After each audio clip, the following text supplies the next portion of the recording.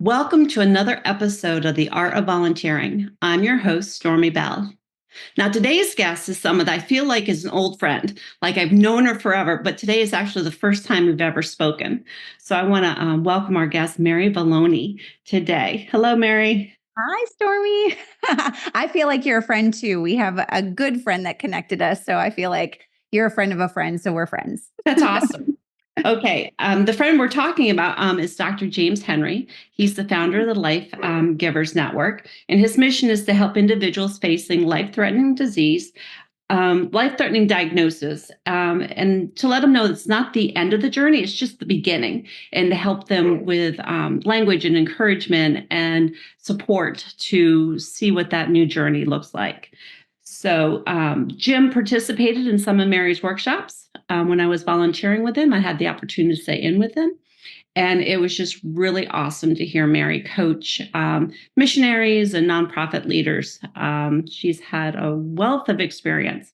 Mary is an award-winning author, fundraising coach, consultant, and trainer dedicated to helping nonprofits and ministry leaders raise more funds and gain greater freedom. With over 20 years of experience, Mary has coached more than 1,000 nonprofit leaders through her proven 7-step fundraising freedom process. She previously served as development director for the Special Olympics, the ALS Association, and the American Cancer Society. Mary is the author of the acclaimed book, Fundraising Freedom, and co-author of the best-selling book, Fully Funded. She co-hosts the Start and Grow Your Nonprofit podcast and the Fully Funded YouTube channel. She currently divides her time between St. Louis, Missouri, and Tulum, Mexico, where she lives with her husband, daughter, and Dalmatian. And we can always learn more about Mary at maryvalloni.com. So with that, thank you for being on the podcast. Yes. I know. Get all that stuff Get out all there. that All out. good. I just love talking about fundraising and people. Mary has like I said, has hosted many podcasts. So I'm sure she's going to be really smooth at all the questions that I have for her today. This season, we're going to be taking a look at how volunteering impacts fundraising for our nonprofit leaders. There's been a saying that volunteering is the pathway to donating, or I've even heard that volunteering is the gateway drug to donating. So, Mary, do you think that is true, and why? Absolutely. Yes. I mean, the thing is that where we give our time, we're going to give our money. I mean, it's just, they're so tied together. So if you are passionate about something, you volunteer, just a little bit of your time, or somebody asks you for help to help with something, now all of a sudden you're invested in that person, in that thing. And so, yeah, your money tends to follow. So absolutely. Very cool. I listened to your Start and Grow nonprofit podcast. Your episode 30 resonated with me. You were talking about the donor's journey, and there's a stage in the journey about try. And I believe volunteering really ties in with that. Can you share a little bit about the donor's journey and then highlight the try stage? Yeah. So just this last fall, I put out a book called Fully Funded, and in it we included this donor's journey. For those of you who are in the business space, you might recognize it as the buyer's journey. So it's just like when you go to Costco or Sam's Club, and they have the samples that are sitting out, and so all of a sudden you're like, oh, the Jimmy Dean sausage situation, right? Like it's like, oh, try the sample, and it takes you through this journey, like. Now you know that Jimmy Dean sausage is, available. You like it because like it. You try, trust. So you trust the company. Then you try out the product. Then you buy it. Then you become a repeat purchaser, and then you start telling other people about it. I oftentimes use the example of like Apple products, because they tend to grab you where you're like, oh my gosh, like you start off with, oh, somebody has the new phone. And then next thing you know, you're okay, Apple's a good company. And then you start moving through the process. It's the same thing when it comes to nonprofit work. So the know, like, trust, try, give, repeat, refer, this journey that people go on, the try part is actually an opportunity for people to test out your nonprofit. And then ultimately, then they get to the point where they want to give to your nonprofit. So it's an essential part of the journey. A lot of people think that it's like, oh, well, if people know that we exist, they should just give. And that's just not the case. We need to actually know, like, and trust you. And then we have to test you out in some ways. We got to try out the organization and then we'll give. And now this is where it gets really interesting. So statistics actually say that you're 2/3 more likely to give if somebody actually referred you to the organization. So this is where volunteers play a really, really essential role, because if they're out saying nice things about your cause, somebody is actually 2/3 more likely to give to your cause because that person said nice things about you or they connected you. So this is why it's like, oh, it's so important that we get people to actually try out our causes so that they can say nice things about us and ultimately send more people our way. You had, and I think it's your fundraising freedom. You talked about um, the case scenario was like someone went with another person to a business, and you were just there as the support from as the staff, but the volunteer actually led the conversation, and the person started donating more because of the volunteer as opposed to you sitting there. Yes. And that is 100% the case. So, my background working for the American Cancer Society, this was like kind of the secret to their sauce. So, when I was working for them, they were a $1 billion nonprofit organization. In their mission statement, it said that they were a volunteer led grassroots organization. So, they prided themselves on being volunteer led. So, clearly there's staff, there's clearly other people that are, getting paid to lead the organization, but they are a volunteer led organization. And that was so powerful for me because I came from these other really great organizations, Special Olympics, ALS Association, but I hadn't ever seen a volunteer led organization like the American Cancer Society. But yeah, I talk about it in chapter 3 of my book, Fundraising Freedom, specifically around this, bringing a volunteer with you whenever you're going and meeting with somebody. Ideally, that volunteer is opening up the door for the conversation, but sometimes it's purely like, hey, I know the company, they've taken a meeting with me, and I'm bringing a volunteer with me that could potentially be a good connection for this person who I'm meeting with. So, yeah, I talked about a car dealership and how my volunteer was, she's community volunteer. Mom, spouse, like her husband was in business. But she didn't, like it wasn't like she was running some mega business or anything like that. She was coming in as just as a community volunteer. And so as we're sitting there at the table telling them about our cause, yeah, he just looks across the table at her and is just like, why are you doing this? Like, I know why she's doing it because I was getting paid, right? But why are you doing this? And then that's when she came back and said, because this is a great cause, because I've had family members who've been impacted by this. And she wanted to volunteer and make a difference so that nobody else had to go through the same thing that her friend had to go through. And that immediately resonated with him on the other side. And he was just like, yeah, like I want in on that. Like, I want to be like you. And it was like he could see himself in that volunteer versus me as a paid staff member who's asking him for money. It just was a completely different situation. And I can tell you over and over and over again, I have sat in, that was just like part of my core training when I was at that organization. And I was like, you elevate those volunteers because they don't have to be here. They choose to be here. I choose to be there too as a staff member, but I have some incentive, right? And I feel very committed. Like I have, my job description. I have my boss who's making sure that I'm meeting my, my numbers.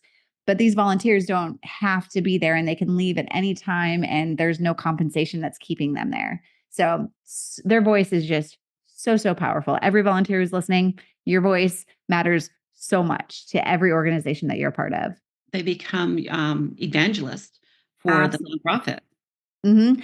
They are your biggest advocates. They are your strongest evangelists, absolutely. Because once again, like, of course, the organization is going to say nice things about themselves and they're going to rave about all the great things. But when you hear it from someone that is, yeah, truly giving 100% of their time to do this work, it pierces so much further in the conversation. And people are just like, there's something different about you. And that's really cool that you're doing this. And I wish I was more like that. I wish I was more like you. And it causes other people to want to volunteer more and want to do more.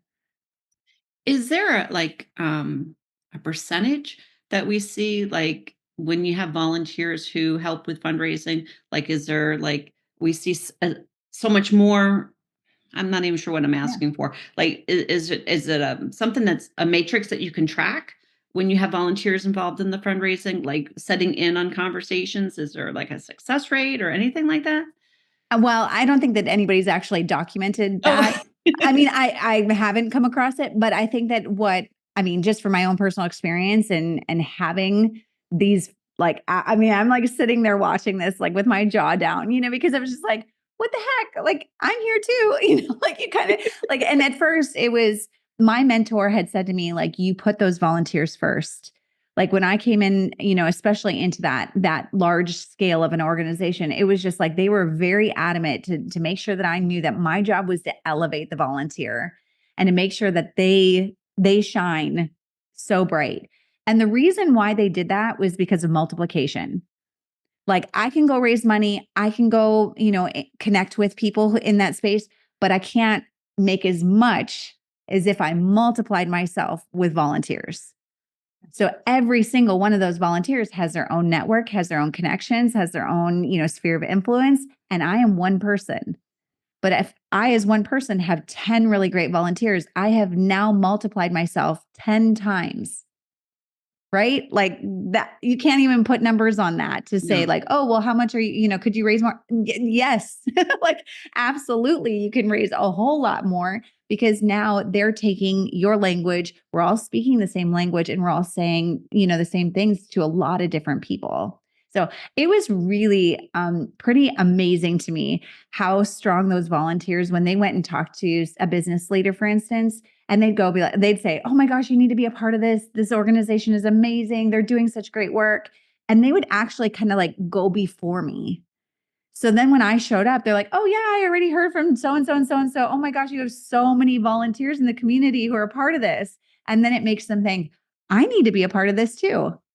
So it's powerful. Like there's really no like tangible statistics that can even compare to what you can see with your own eyes when you use those volunteers well. amazing. Mhm. Okay, what about those nonprofits that really human trafficking or childhood trauma, where the volunteers aren't necessarily able to be a part of the mission? They're Yeah. more maybe board members or someone like that who's a step removed from the work that's being done. How does how does that work? What does that look like? Yeah, and that's actually pretty common. I mean, I work with a lot of organizations that also work overseas, and it's like, how are you going to get those volunteers? Like they might be able to go on a trip, but they're not actually going to be able to be boots on the ground because they don't live there, right? So, yes, absolutely. So the way that I do this is actually there's two sides to a nonprofit. There's the mission side, and then there's the fundraising side. So whenever I'm meeting with somebody, I usually like just through the conversation find out what are they interested in? Why do they like our cause? What is it that, made them want to even have a conversation with me? And usually it's either, hey, I saw something on your mission side that I really liked and I'd like to volunteer in that way. Or they were attending a fundraiser or they came to an event and they're like, oh, I could help with registration or I could help with some of the things that you're doing on the funding side. So usually you're having this conversation. If you work in an organization where you have a high skill level for the mission side, just like what you're talking about, human trafficking, or maybe it's social work, or it's a teacher, or it could be anything, but they need a degree, they need education, they need something that qualifies them to actually do the mission side of the work. I mean, a doctor or whatever, like there's medical missions, there's lots of different things that people could get into. Well, yeah, I'm sorry. I mean, if I want to volunteer for an organization like that, I know that they're not going to put me on the mission side. Mhm. So they're going to immediately be finding places for me to use my skill set on the fundraising side. So that's what I think is really fun on the fundraising side is that we can find a place for people, no matter what their skill set is, to find a space for them to volunteer in our funding. Is it networking? Is it opening up doors? Is it, in the PR, marketing, sales, social media side of things? Where is it that they have their skill set and then getting them plugged in? Like I had volunteers who are like amazing designers, like interior designers, like doing some of the coolest work out there, right? And they're doing all my table decorations for my upcoming fundraiser. right? And it's always over the top. They got green moss. They got it's like the tablecloths are amazing. And then, place settings are perfect, right? And it's like they can bring that skill set into your volunteer work or into your fundraising side, and they can absolutely make a really, really great impact that way. So that's where I would put them. I would be making sure that on the fundraising side, I have a lot of volunteer opportunities, things that people can just, hey, I can help with registration. I can greet people at the door. I can, just your basic, I just want to volunteer a couple of hours. I don't want to give you my whole year. And Right. then you find places for them to get plugged in so that, hey, once you did that and I see that you did a great job and you're somebody that I can count on, well, now I can move you up into a bigger role in the organization and find a space for you where, hey, you're closer to working with me than maybe just a few hours at a fundraising event. I like it. Yeah. Sounds I know it's really easy to actually get people plugged in. It's just you got to have a conversation with the person and then just find out what their skill set is and find a place for them to serve. good. You've volunteered. I mean, you've been overseeing volunteers. You've been supporting nonprofits. You're a fundraiser. Can you share a story of impact? Some not necessarily the one we just talked about, where the woman in the car dealership, but Mhm. somewhere where you've actually seen a volunteer help make that impact. That particularly about finances, increasing fundraising for an organization. Yeah, absolutely. Well, I mean, so the way that and let me give you a little bit of background. So, my work through all these organizations, I did a lot of events. This was obviously pre pandemic when events were like every organization needs a ton of events. And now, thankfully, people have started to see that it's like, okay, events are a component of our fundraising. It's great to have them, but we also need to do other things, maybe direct mail, monthly donations, finding other ways for people to give to our organizations. But so with my event that I predominantly put on at the American Cancer Study, I'm just going to use that as an example. Is the fundraiser we raised $500,000 in our first year. The event raised $500,000 the first year during the Great Recession. This was 07, 08, 09 when I was hired for that particular position. But we did that $500,000 the first year, $600,000 the next year, $700,000 the next year, and then I started to teach other people how to do this. So that's kind of how I got where I am here to start teaching other people how to raise money and how to increase your volunteerism. But the thing is that that particular fundraiser, we had 1,000 volunteers. Oh, wow. Yeah. So, like, just to give you a scale on the number of volunteers that it took to raise that kind of money. So, I mean, like, we were putting on it was $1 million fundraiser. That was how the event was set up. It was like, we're going to do everything so that this event could eventually scale to the place. I didn't necessarily expect it to do it in its first year, but over the course of a handful of years, like, how could we continue to build this organization to, this event up? And so I had volunteers at like a $10,000 giving level, and they only gave 3 hours a year, right? Very elite. They were high level donors and they were door openers. So when we met, we were very concise, to the point, got things done, and we didn't waste their time, right? Because time was really, really valuable to them. All the way down to the people who are helping the shuttle buses, move our guests in and out of the building. We were in a barn, okay? Like, there was no parking. So we were dealing with shuttles. We were dealing with volunteers that were helping with food, then volunteers who were helping other volunteers. So there was just like all these different levels. But all I want to say in that is that the key volunteer, like my very, very top volunteer that I recruited every year, she was the chairman of the event. She was and I don't want to even say she, it was typically a couple who did it. So it was a husband and wife. Majority of, like, most of my years, they were couples. My first year, it was just a single woman who had done it. And that I'm just going to go back to that single woman. When we first launched that fundraiser, that girl, she has never met a stranger. She could open up doors that I didn't even know were cracked. Like, it was just like, I didn't even know the door was even there. I mean, it was like her ability, sales was her DNA. It was like she just knew how to sell, and she knew how to, like, upsell people. So it was like she had the ability to sell them the table, sell them the sponsorship, and then take product from them. Like, oh, by the way, we're going to also need you to donate a bunch of product to us so that we can feature your product at the event. So it was like this whole huge layered on approach. And I would never have had the ability to do that. That was a skill set that she had. And I did have somebody else in that role before her, and we knew quickly that those volunteers were not very passionate about the work that we were doing. And so when we asked them if they didn't want to serve in that role any longer, they took the out. Yeah. So that's where it's like, I mean, sometimes people take on a position that it's just like, oh gosh, I don't have the time. I don't have the bandwidth to do that kind of role.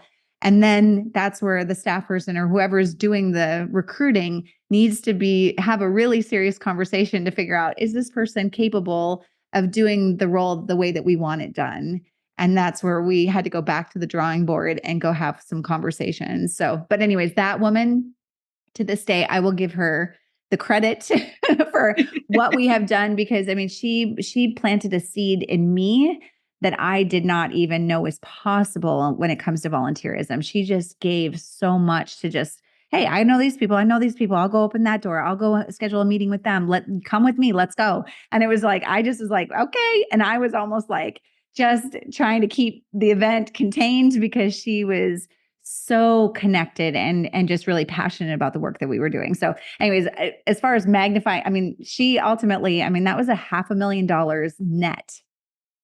Like it started with her and I, and then it just ballooned into this 1,000 volunteer group of people that giving and volunteering and supporting the work. Oh, that's amazing. I know. It's great. I mean, that's where I was like, oh, you're going to talk about my favorite topic. I mean, because there's no staff members of a nonprofit that can do it alone. And I preach this every single time I talk with a nonprofit leader about how do we recruit volunteers, and then but it's not just any volunteer, right? We don't want just warm butts and seats. Like we need to make sure that those volunteers are sitting in the right seat. So if you don't mind, I would like my mentor shared with me kind of a system that I use when it comes to volunteerism. And I think it's effective for the person who's actually running the nonprofit. If you are a volunteer, just know like this is a good way to even assess, am I in the right seat, with an organization. But he would just take the grading scale, like A, B, C, D, F, right? Like, so if you're just talking about, I'm an A+ student or I'm a C, student, that's basically what you're looking at. Is you're looking at the role, the volunteer role, and you're saying, is the person serving in that role an A+ volunteer for that role, or are they B, C, D, or F? And then why? And so a lot of my students will say to me, they're like, I have C-level volunteers serving on my board. Do they have the capacity to be A+ volunteers? Absolutely. So why are they serving why are they delivering as C-level? And he ultimately was like, it's my fault. I don't know how to help them. I don't know how to guide them because I've never done this before. So that's where I came into the role and supported him on, okay, I'm going to come in, help in the consulting side of things and help you build your board from C to A+. And they absolutely are. And today, years later now, they are absolutely A+ volunteers. They did not change. Nothing happened about them, who they are. It was just that the organization just couldn't pull that A+ out of them. And so for those of you who are maybe feeling like, well, I'm given C-level volunteer work, because they just don't know how to pull the A out of me, or vice versa. I'm on staff. I don't know how to pull that out of them. And it's like, it is really, go have a conversation, go talk about their heart and their passion, and then make sure that their skills are aligned in the right place for your organization to grow. Oh, love it. I'm thinking about, I work for a nonprofit now. I'm like, yeah, I could see some of that happening. And it's not because they're bad people, right? Like No. all these volunteers, like every one of them, you guys are amazing. It's just that it's like, I'm not sitting in the right seat and I have so much more to give. And I think that that's why people tend to hop from organization to organization, because they're hoping that they can land in an organization where somebody has the ability to pull those skills out of them. And so if they don't get it in one place, they tend to start looking for it someplace else. And we have some amazing volunteers, but as with anyone, there's always room to grow. Yes, yes. That's Well, if you're across the not board. being That's me. challenged, That's across the board. yeah. Well, and you do what you've always known. And so if you don't know how to make a change, you're just gonna keep doing it the same way it's always been done, not necessarily that it's the right thing, but that's okay. All right. Typically, I ask my volunteers like why they volunteer, but you don't really. You're more of coaching the volunteers. So why do you do that? What's your why to help volunteers and nonprofit leaders? Yeah. Well, what is my why? Like, why do I do what I do? Yeah. Why? I was going to say, basically, when it comes down to it, in my charitable work, which I have done charity work for as long as I can remember, I wrote it in my book about how I started in elementary school with candy bar sales. That it's like I was the kid that actually really liked the candy bar sales. So sales and that kind of thing was always kind of part of who I was because I just love people. And so I'm like, ooh, if I have something I can give to you and you feel good about what you're doing and it's all a win-win, like that is really exciting for me. But the reason why I do the work is because I just feel like no one should do it alone. I don't care where you fit on the org chart, of the organization. You should not be doing it alone, whether that's the staff member or whether that's the volunteer. Like we need each other. And we're so much better together. Like we hear these things like, two are better than one and the whole thing. But until you do it alone and you're just like, oh my gosh, I have to drag this huge boulder up the hill by myself, it's no fun. And so for me, I just have always had so much joy in doing all of these activities, working in nonprofits, volunteering with nonprofits, because I like the people. I like working with the people. I like the cause. But just as a reminder, people they don't volunteer just for causes. They volunteer because they like the people. Mm. And so if your cause has really crummy people, they're just no fun to be around and it feels like a job, they're not going to stick around for very long. So for me, I'm like, how do you make it so fun that, like attracts like, and you're bringing people together who are, the same DNA, they want to see the same mission accomplished, all those things, that is life-giving for me. And I often say how my story kind of took a turn was in 2013, my dad actually passed away from cancer while I was working for the American Cancer Society. And so in that moment, in that season, I was just like, oh my gosh, the most charitable person that I know. And ultimately, my dad, hands down, I love my mother, she's still alive. But hands down, the reason why I did charity work was because my dad is he would have given all of our money away. And sometimes he gave away more than he probably should have, right? But he was so generous and he was volunteering, he was giving, he was doing everything above and beyond. And so he was an example of charity everywhere I went. And I was just I loved being in that same environment. And so then when he passed, it was this catalyst to why do I even do this? It was almost I remember talking to my husband about it. I was like, why do we like fundraising? This is such a weird career field. How did I get here? But it really came back to, I love people. And I really love when people can be a part of something and go from a stranger to an organization, they don't even know anything about the cause, to then wanting to give significant funding. That is a huge journey to take somebody on from stranger to, I love you guys. I want to support the biggest thing you got going on. How can I fund it? That's beautiful to me. It's just so fun to see that. And I have had so many volunteers over the years who they say, I will do anything. Just don't ask me to raise money. Okay. That is a conversation I have had more times than I can even count. Okay. Because I'm a fundraiser, right? So I've had to convince people that fundraising is actually not as stressful or as anxiety ridden as they might think it is. I remember specifically being on an airplane, sitting next to a guy who runs the finances for a large company in our community. And he looks at me and goes, I can never do what you do. And I'm thinking to myself, I'm like, you do this job every day. This is what you do in your business. But for some reason, clicking that over into the nonprofit sector and asking people for charitable money, for some reason, people just think, oh my gosh, that is so difficult. I could never do what you do. That doesn't sound like fun. And I'm like, give me a volunteer for just a season, a short season. And when we walk into those meetings, like you talked about, where that volunteer goes in with it to the car dealership and is talking to the guy, I mean, I'm like, don't sell. Like, I don't need you to be my fundraiser. I need you to just go be you. Go be you. Go talk about why you care about this cause. Tell them why you volunteer, and then I'll sell. Like, I'll wrap it up, right? The staff person, that's why they're hired for the job. But the volunteer stuff, like, hey, I can turn you into a fundraiser. Just go share what you're passionate about, and then we can move that into giving. All my peers who do fundraising, by the way, whenever I talk to people who do what I do, we always kind of like joke about it, that it's like, how did you get into this? How did you get into this? Right. And it was like, and we both say it's addictive. Like, I mean, honestly, it's one of my greatest addictions. It's like, you see that light, like just show up in somebody. And I'm sure you've experienced this as a volunteer, that it's like, you go from like, oh, I'm just volunteering a couple hours, to being like, oh my gosh, I'm actually making a difference in the world.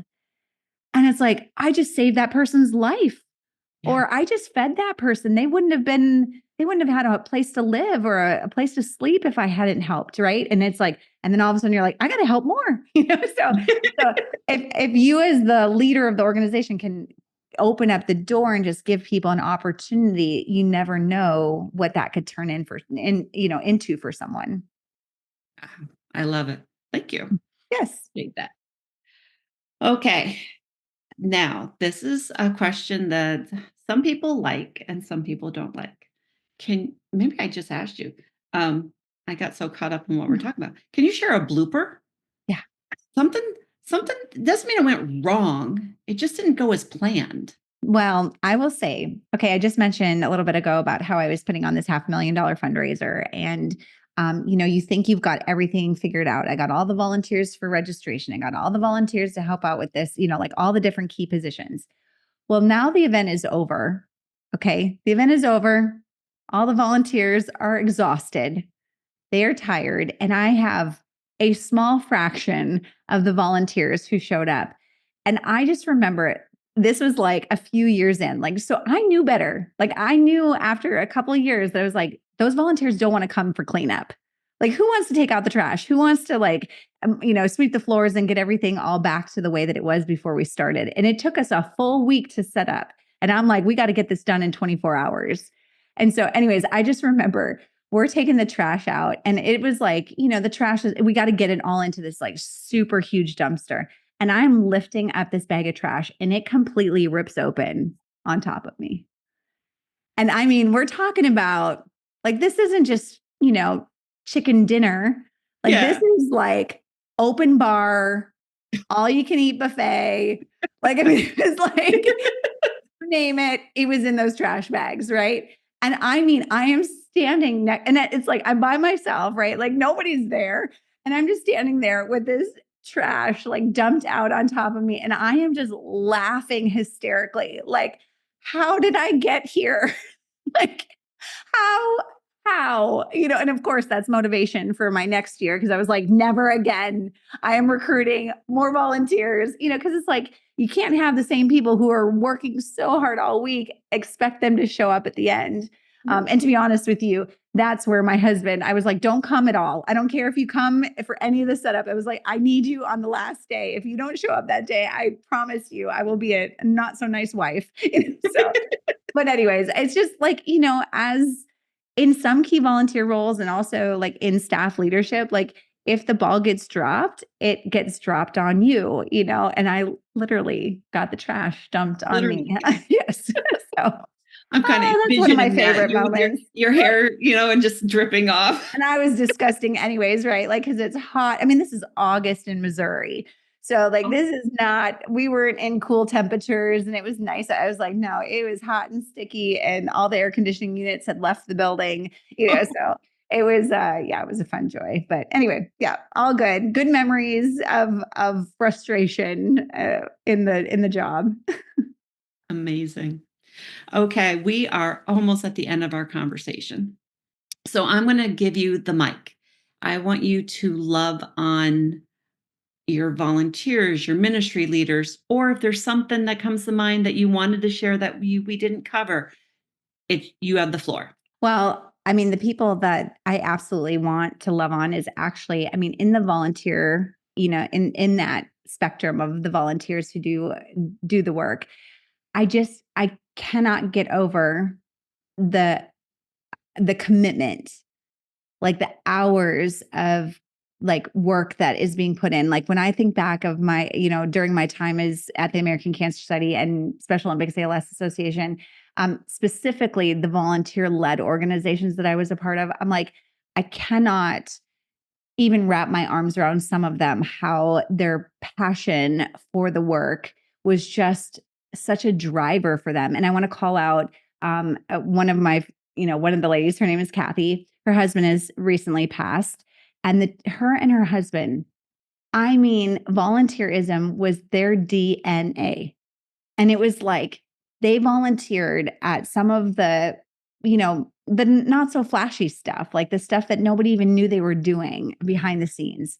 And I just think to myself, like, who they had like the character in them to do that kind of work without any praise. Like they weren't on the big stage. They weren't getting their name was not in lights. They didn't get a ton of accolades. Yet at the same time, like they just always showed up and they were so dependable and reliable every single time I needed them.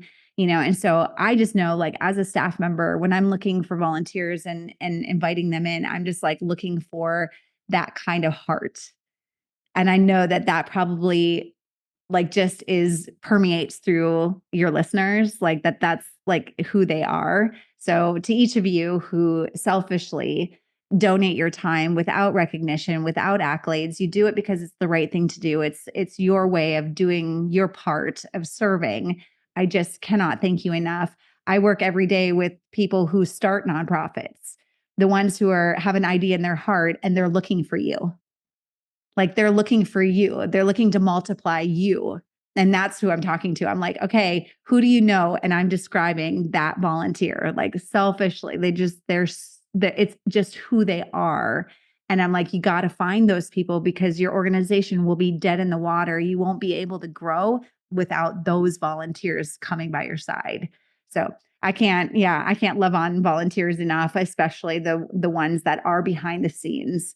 It's easy to put your name on something. It's easy, like when you have a lot of money and you put your name on the building and all the things. And I know a lot of people, probably a lot of your listeners are not necessarily that audience. And there's nothing wrong with that. It's just the fact that it's like, there's something really special about the ones that are doing the details that a lot of people just don't see. So thank you. Thank you. Loving on all of you today. Awesome. Thank you. Okay, we are at the end of our conversation, and I thoroughly enjoyed it, and I know my audience has as well. So it's been a pleasure. Thank you. Yes, you are so welcome. And I think that for any of you guys that are in the volunteer role and you're like, oh, I'd always like thought about running a nonprofit or doing something like this. If you guys ever need an ear to bounce some ideas off of, Stormy, I am here for your audience. And you guys know that you could reach out. I'd be happy to help connect you to a resource or to, maybe another organization that might be doing similar work. But have my hand in a lot of nonprofits. So if I can support you guys in any way, I'd love to do that. Awesome. I will have your information in the show notes. Okay, great. So, to my audience, thank you for listening, joining us for this conversation today. I do ask that if you found value, to rate and review it. It does help other people hear about the impactful work volunteers are doing around the world. So, thank you, and I look forward to seeing you next time on The Art of Volunteering. Have a great day.